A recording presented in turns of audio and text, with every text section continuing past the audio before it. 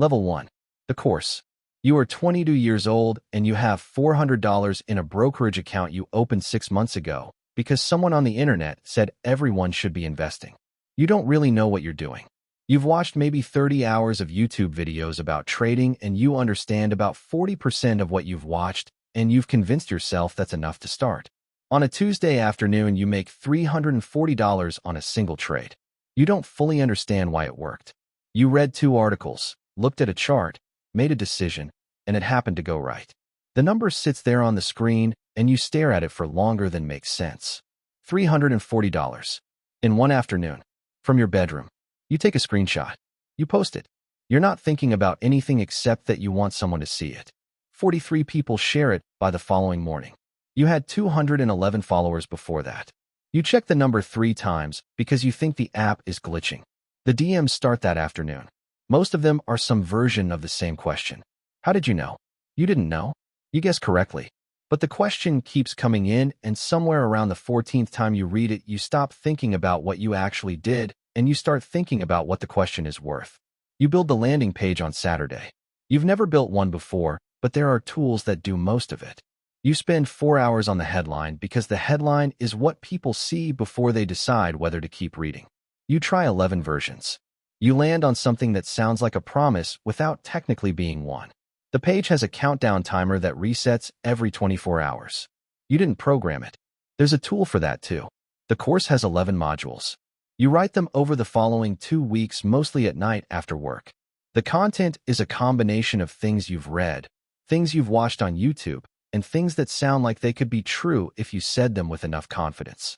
You don't make up specific numbers. You use phrases like historically, in many cases, and under the right conditions. These phrases do a lot of work. You don't fully understand how much work until later. You price it at $197. You read that odd numbers convert better than round ones. You don't know if that's true. You price it at $197 anyway. 14 people buy it in the first month. $2,758. You stare at the number for a long time. You've been at your job for 8 months. You have never seen a month where something you made generated that much money while you were asleep. 3 buyers email you with questions. You look up the answers before replying and phrase everything in a way that sounds like you already knew it. One writes back to say, "This is exactly what I needed." You read that email 4 times. You get 1 refund request. You process it the same day without asking why. You can't afford to have anyone look too closely yet. The ring light arrives on a Thursday. You set it up in the corner of your bedroom and record yourself talking about the trade that started everything. The first take is bad. The second is worse. The 7th is usable. 412 views in the first week. You watch the counter refresh every few hours. You buy a better microphone. $80. Middle tier. Makes your voice sound like you know what you're doing. The course page now has a testimonial section. You asked 2 buyers if they'd write something. Both said yes. You edited one of them slightly for clarity. The testimonials are real. The clarity is yours. By the end of the second month, you have 31 buyers. $6,007. You are 22 years old, and the job feels different on Monday morning than it did 2 months ago. Not worse, just smaller. You open a new tab. You start thinking about what comes next. Level 2. The community. The Discord server costs nothing to set up. You spend a Saturday afternoon on it. You name it something that sounds exclusive, 2 words, clean, like it belongs to someone who knows things. You write the welcome message 3 times before you land on one that doesn't sound like you're trying too hard. You set the membership fee at $49 a month. You pick the number because it's less than 50 and more than 40, and it feels serious without being scary. You post the link to your social media. You get 11 members in the first 24 hours. By the end of the week, you have 43. By the end of the month, you have 312. Monthly recurring revenue, $15,288. You check this number more carefully than you check the trade. This number doesn't depend on guessing correctly. The daily stock picks start the following week.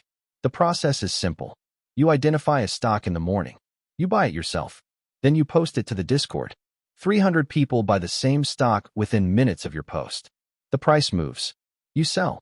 You screenshot the gain. You post the screenshot. Members cheer. You call it analysis. You delete the losses from the channel history the same afternoon they happen. You're not sure anyone notices. Nobody mentions it. By the third month, a member posts that your pick rate is extraordinary, better than any analyst he's ever followed. You write back and say you've developed a feel for the market. You believe this more than you should. The money is real. The reputation is real. But the bedroom is starting to feel wrong. You have 300 people paying $49 a month to follow someone who sits in a plain room with one ring light and an $80 microphone. You start thinking about the gap between what people are paying for and what they're seeing. You rent the Lamborghini on a Friday. $800 for the afternoon from a company on the east side that doesn't ask what you need it for. You pick it up at noon. It is the most expensive thing you have ever been inside. You hired the photographer the week before. He shows up with 2 camera bags and sets up in 20 minutes. He doesn't ask about the car or why you need the shots. He does his job. You spend 2 hours shooting in front of the car, beside a glass office building 6 blocks away that looks like a trading floor from the right angle. He sends you 43 edited photos by Sunday morning. You post 7 of them across the week, spaced out, 1 every 2 days. New members come in at twice the previous rate. You don't change anything about the pics. You don't change anything about the content. You just changed what people see when they find you. The trading desk setup arrives in 3 separate boxes, 6 monitors on a custom mount, a keyboard, a premium chair, a Bloomberg terminal screensaver running on the central screen. None of it is connected to a live data feed. The screensaver costs $12. You position the desk so the ring light reflects off the monitors at the right angle. You shoot 3 videos in front of it on a Saturday afternoon. The setup looks like somewhere serious decisions get made. Monthly recurring revenue by the end of month 6, $14,700. Slightly down from the peak because 3 members canceled after a bad month of picks. You don't worry about 3. You focus on the 301 who didn't. You look at the analytics one evening and realize something. The members who joined after the Lamborghini photos stay longer than the ones who joined before. The churn rate is lower. The refund requests are fewer. People who believe they're following someone successful are more tolerant of losses than people who aren't sure. They don't leave after a bad week. They assume you know something they don't. That assumption is worth more than any individual pick you've ever posted. You've been thinking of it as stock picks. It isn't stock picks. It's certainty. The Lamborghini didn't change your picks. It changed how certain people felt you were. That's the product. You write that down in the notepad beside the desk. You underline it. Then you close the notepad and you start thinking about what comes after a community. Level 3. The fund. You stop posting publicly 3 weeks before you launch the fund. You don't announce that you're stopping. You just go quiet. The Discord members notice. Some of them ask what's happening. You don't reply. After 10 days, you post 1 message in the server. Private opportunities available for serious investors only. Minimum commitment, $25,000. Interested parties contact directly. 14 people contact you within 48 hours. The meetings happen at a WeWork on the 14th floor of a downtown building with a view of the city. You pay for the conference room by the hour. $80. You print business cards the day before, your name, a fund name, a phone number. No address. No registration number. Nothing that requires paperwork you don't have. You bring a folder. Inside the folder is a 1-page performance summary you made in Excel. The returns look consistent because you made them consistent. The clients sit across the table from you and ask about your strategy. You talk about proprietary analysis and market inefficiencies and timing windows. These are real phrases. You use them in the right order. Nobody asks for a registration number. Nobody asks to see audited statements. They've been watching you for months. They already believe. Wire transfers only. You give them a personal account number you've renamed as a fund account. Minimum $25,000. Most send more. The first 3 clients wire a combined $240,000 in the first week. You move $60,000 into a brokerage account. You trade with it. The rest sits. When clients ask for updates, you send quarterly statements by email, PDFs with a logo you designed on a Saturday afternoon, consistent fonts, a performance summary that shows steady returns. The returns are real on the PDF. They are not real in the account. You hold the first client dinner 6 weeks after the fund opens. A steakhouse downtown. 12 clients. You book the private room in the back. You order the wine. The bill comes to $4,100 and you put it on a card without looking at the total. The clients see this. That's why you do it. The retired teacher is client 14. She comes in through a referral from client 9. She sits across the conference table from you with a folder of her own notes, questions she's written down, things she wanted to ask. She is organized and careful, and she has been doing her research. You answer every question. You take your time. You don't rush her. At the end of the meeting, she tells you she'd like to invest. You ask how much she's thinking. She says $180,000. She says it's everything. You tell her you'll take good care of it. You validate her parking on the way out. By the end of month 11, you have 19 clients and $2.3 million in wire transfers received. You are trading with $400,000 of it. The rest is in accounts you access through the fund name. The quarterly statements go out on schedule. The performance looks steady. 3 clients have asked for partial withdrawals. You process 2 of them. The third you delayed with a compliance review notice you wrote yourself. The Discord server is still running. 301 members. $49 a month. You haven't posted a stock pick in 6 weeks. Members are getting restless. You post one message, focused on private fund operations at this time. Thank you for your patience. For members cancel. 297 stay.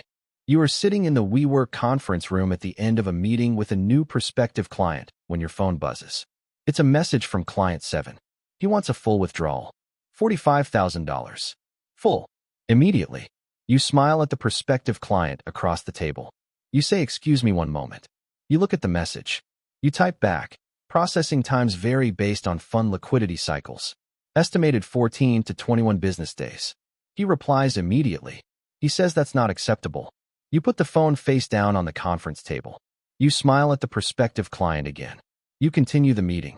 On the drive home, you think about the 14 to 21 business days. You think about what happens on day 22. Level 4. The screenshot. Day 22 arrives on a Tuesday. Client 7 has sent 4 more messages since the WeWork meeting. Each one shorter than the last. The final one is 2 words. You don't reply to any of them. You are sitting at the desk in the bedroom. The same desk with the 6 monitors and the Bloomberg screensaver, working on a response that explains the delay in a way that buys another 14 days. You have been working on it for 3 hours. It is not a good response. You know this. You are still trying to find a version of it that works. You are halfway through the 7th draft when client 7 posts the screenshot. Not to you. To a finance forum. He posts the full exchange, your original message, your response with the 14 to 21 business days language, his reply saying not acceptable, and your silence for 22 days. He titles the post, "Is this a scam?" He asks if anyone recognizes the fund name. 14 people recognize it within the hour. 3 of them are your clients. They post their own experiences in the thread. A 4th person posts a screenshot of a Discord pic from 8 months ago, the same stock you bought before you posted it to the server. He has the timestamps. He bought 30 minutes after your post. He shows the order fill record. He shows your post time. He shows the price movement in between. The thread reaches 4,000 replies by midnight. By morning, it has been picked up by 2 finance newsletters and a podcast that covers investment fraud. Your name appears in the episode title. You listen to 30 seconds of it and close the app. The SEC opens a formal investigation the following Monday. You find out from a lawyer you call that afternoon who tells you the subpoena has already been issued. The subpoena covers your brokerage records, your bank statements, your Discord server logs, and your email. The lawyer tells you the Discord logs are the most serious problem. You ask why. He says front-running your own community is a federal securities violation regardless of the fund. The fund makes it worse. You ask how much worse. He doesn't answer directly. The answer is in how he pauses before changing the subject. The brokerage records show 41 instances across 11 months where you placed a buy order before posting the same stock to the Discord. The time between your order and your post averages 9 minutes. The price movement between your order and the community's mass by averages 4.3%. 41 times. 11 months. The SEC doesn't need the fund to build a case. The fund just tells them what happened to the money afterward. The 19 clients are contacted by investigators directly. The retired teacher is contacted on a Thursday morning. You know this because she calls you immediately after. You don't answer. She leaves a voicemail. Her voice is very steady. She says she'd like to understand what happened to her money. She says she thought you were going to take good care of it. She says she's going to need it back. She says, "Please call me back." You sit with the phone in your hand for a long time after the voicemail ends. You don't call back. The Discord server is taken down by the platform 4 days after the forum post. 301 members lose access simultaneously. Some of them post about it on social media. Most of them move on. One of them, the member who first called your pick rate extraordinary, posts a single message on a public finance board. I thought he actually knew something. That's all he writes. Your lawyer negotiates for 6 weeks. The SEC case is clean. The fund records are in the paralegal's files. The brokerage records are timestamped. The forum thread has been archived and entered into evidence. You agree to a settlement. The exact terms take another 4 months to finalize. On the day the settlement is signed, you go back to your social media profile for the first time since the forum post. The original screenshot, the one from the Tuesday afternoon 18 months ago, the $340, the trade you half understood and mostly guessed, is still pinned to the top of your profile. You unpinned everything else when things started moving. You forgot about that one. You look at it for a while. $340. In one afternoon. From your bedroom. It was real. That's still the part that matters. You unpin it. You close the app.